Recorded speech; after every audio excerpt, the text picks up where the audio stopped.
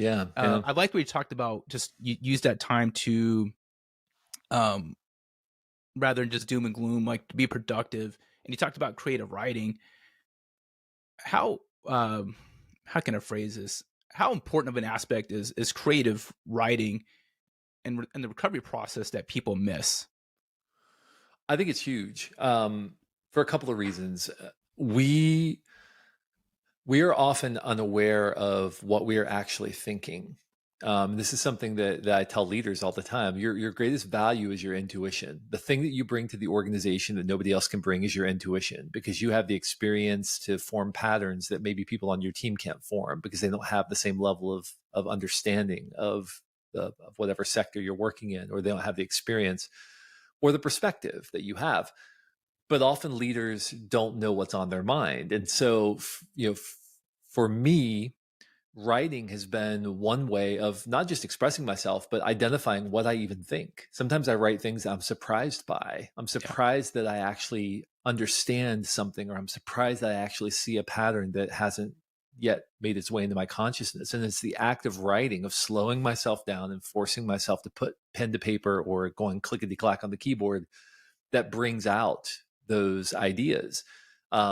And so, the process of journaling, which for most people who aren't acquainted with it, feels like, dear diary, today I had a swell conversation with my friend Rick, or whatever.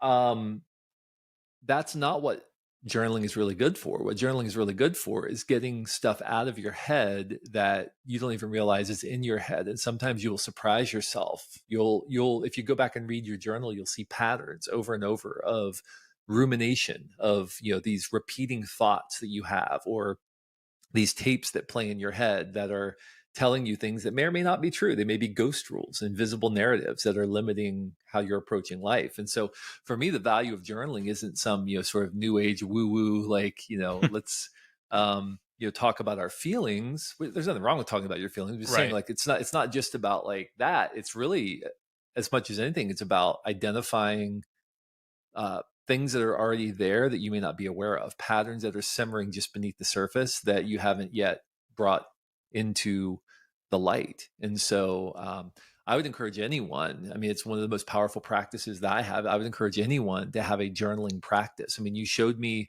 that your notes from the book, Yeah. right? That you take from all the books that you read. And that's again, a powerful way of retaining ideas, but also of identifying patterns, because you can begin to see themes between books that resonate with you. And it's like, oh, maybe there is something here that I need to pay attention to, because this theme from this book and this theme from this book seem to be connected. And for some reason, those both resonated with me. Maybe there's something there that I need to identify and act on.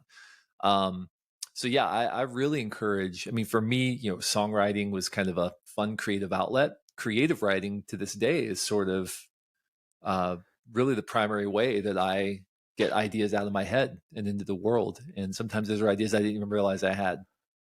It's